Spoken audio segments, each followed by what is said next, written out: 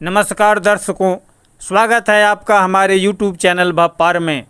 आज मैं आपको भगवान भोलेनाथ और भस्मासुर के बारे में बड़ा सुंदर सा कथा सुनाता हूं। अगर आपने अभी तक हमारे चैनल को सब्सक्राइब नहीं किए हैं तो हमारे चैनल को सब्सक्राइब ज़रूर करें ताकि आगे आने वाली अच्छे वीडियोज़ आप तक पहुंच सके।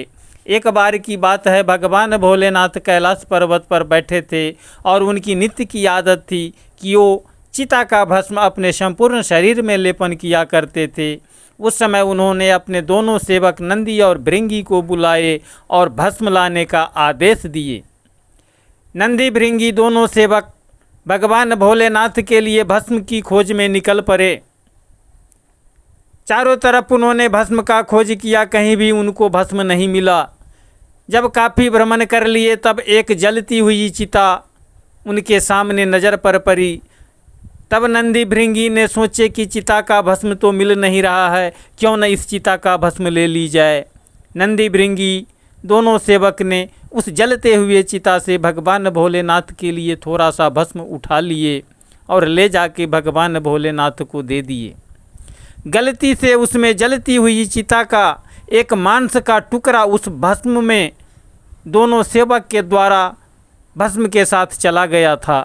जब भोलेनाथ भस्म लेकर के अपने शरीर में लेपन करने लगे तो भस्म के साथ उस मांस का टुकड़ा शरीर में टकराया तो भोलेनाथ उस मांस के टुकड़े को अपने हाथ में लेके फेंके और जैसे उस मांस को टुकड़े को फेंके तो उसमें से एक महान राक्षस पैदा हो गया और हंसने लगा। भगवान भोलेनाथ के पास आए और बोले, प्रभु हमारे लिए क्या आज्ञा है। भगवान भोलेनाथ समझ गया कि यही बड़ा ही दुराचारी राक्षस है। भगवान भोलेनाथ बोले, सुनो, तुम भस्म से जब पैदा हुए हो इसीलिए आज से तुम्हारा नाम भस्मासुर होगा और तुम इसी क्षण जाओ और तपस्या करने लग जाओ। भस्मासुर ने भगवान भोलेनाथ का आज्ञा का पालन किया और उसी क्षण तपस्या के लिए चल दिया। भस्मासुर इतना कठोर तपस्या किया कि भगवान भोलेनाथ को प्रसन्न कर लिया। भगवान भोलेनाथ भस्मासुर के पास पहुँचिए और बोले, भस्मासुर आंखें खोलो, हम तुम्हारे तपस्या से अति प्रसन्न हैं। इधर नारायण ने समझा कि भस्मासुर जैसे दुरात्मा दुराचारी राक्षस अगर भगवान भोलेनाथ से मनचाहा वरदान प्राप्त कर लिया तो इस संसार के लिए जरूर ही किसी न किसी प्रकार से अनर्थ होगा।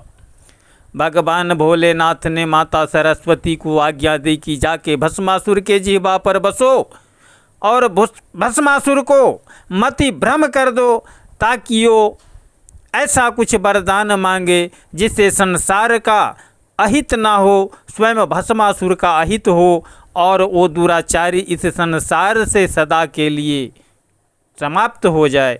ऐसा ही हुआ। माँ सरस्वती भस्मासुर के ऊपर जा कर के उसके मन की जो गति थी, मन में जो भावना थी उसको बदल दिया और उसके मन के अंदर ऐसा भावना जागृत कर दिया कि उसके विनाश का कारण बना।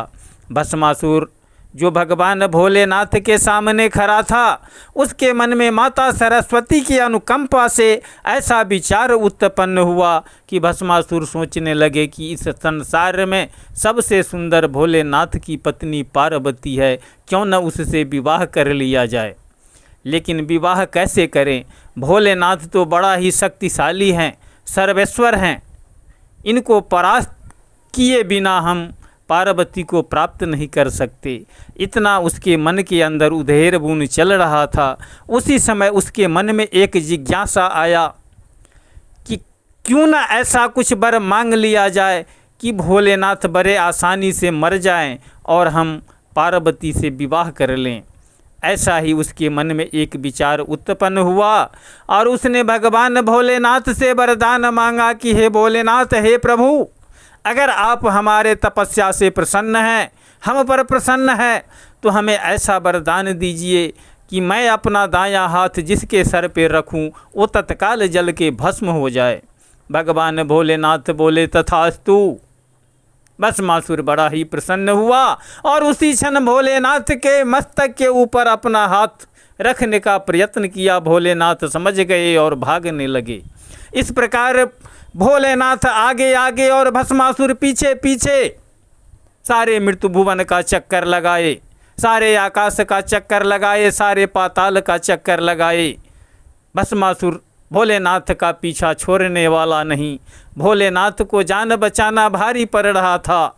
तीनों लोकों का भ्रमण करने के बाद भी भस्मासुर पीछा नहीं छोड़ा। ये सारा नज़ारा भगवान नारायण देख रहे थे, हंस रहे थे, अटखेलियाँ कर रहे थे अपने मन में कि आज भगवान भोलेनाथ खुद ही अपने दिए हुए वरदान के चक्कर में फंस चुके हैं और तीनों लोकों में भ्रमण करते हुए भाग रहे हैं। लेकिन नारायण जब अपने मन में इस प्रकार हंस रहे थे तब सोचे हंसी बहुत हो गई, अब चल के भगवान भोलेनाथ की रक्षा करनी चाहिए। तब भगवान नारायण ऐसे जगह पहुँचे जहाँ आगे पीछे दोनों तरफ झाड़ी थी और झाड़ी के बीचों बीच रास्ता था। भगवान नारायण वहीं जा कर के झाड़ी के बीच में जहाँ से रास्ता निकलती थी माता पार्वती का सुंदर स्वरूप धारण कर लिए और वहीं झाड़ी में छिप गए। भोलेनाथ आगे और भस्मासुर पीछे। जैसे ही भोलेनाथ आगे हुए, बीच में नारायण जो पार्वती के स्वरूप में थे वो आके वहाँ खड़ी हो गई। पीछे से भस्मासुर आया, माता पार्वती ने उसे रोक दिया। बोला, रुको भस्मासुर रुको, भोलेनाथ के पीछे क्यों पड़े हुए हो? भस्मासुर बोले कि नहीं, इस टाइम हमें भोलेनाथ से काम है, हमें उनका पीछा करने दो। माता पार्वती बोली, नहीं रुको, पहले तुम अपना काम बताओ कि भोलेनाथ से क्या काम है, तुम उनका पीछा क्यों कर रहे हो, फिर चले जाना। भस्मासुर सोचा कि पार्वती तो यही है, हम इनसे ही क्यों न सारी बात बता दें।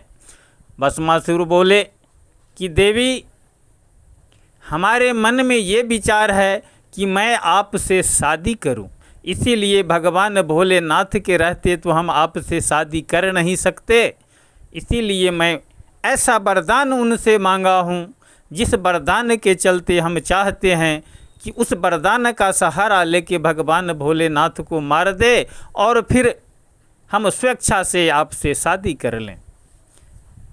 नारायण रूपी पार्वती जी भस्मासुर से बोली कि भस्मासुर क्यों परेशान हो रहे हो, ये तो बहुत ही साधारण सा काम है, इसके लिए तू तीनों लोकों का भ्रमण कर रहे हो और भोलेनाथ को भगाए जा रहे हो। भस्मासुर बोले कि ये मैं समझ नहीं पाया, आप कहना क्या चाह रही हो।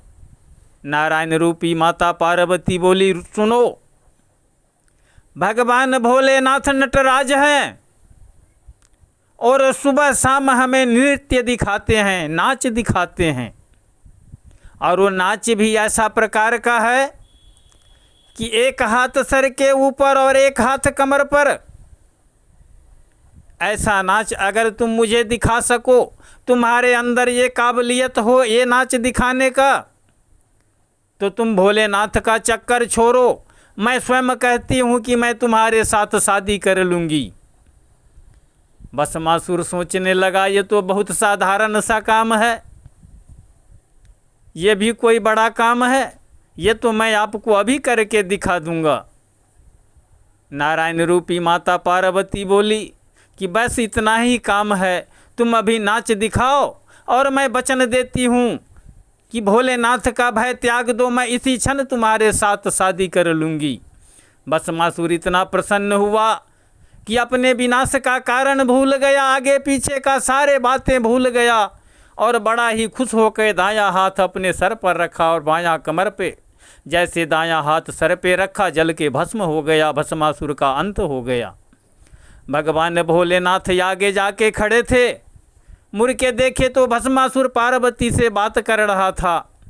शंकर भगवान आगे रुक गए। जब भस्मासुर जल गया तो भोलेनाथ वहाँ से वापस लौटे, पार्वती के पास आना चाहते थे। नारायण समझ गए कि भोलेनाथ आ रहे हैं, वहीं रुके रहे नारायण। भोलेनाथ के मन में कुछ वासना सी जागृत हुई। नारायण इस भावना को समझ गए। नारायण बोले कि प्रभु, मैं आपकी पत्नी पार्वती नहीं, मैं आपका दास नारायण हूँ, विष्णु हूँ।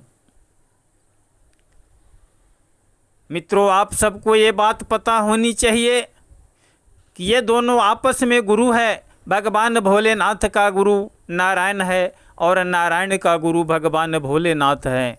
इस प्रकार से नारायण बोले कि भगवान, मैं आपकी पत्नी नहीं, मैं आपका दास नारायण हूँ।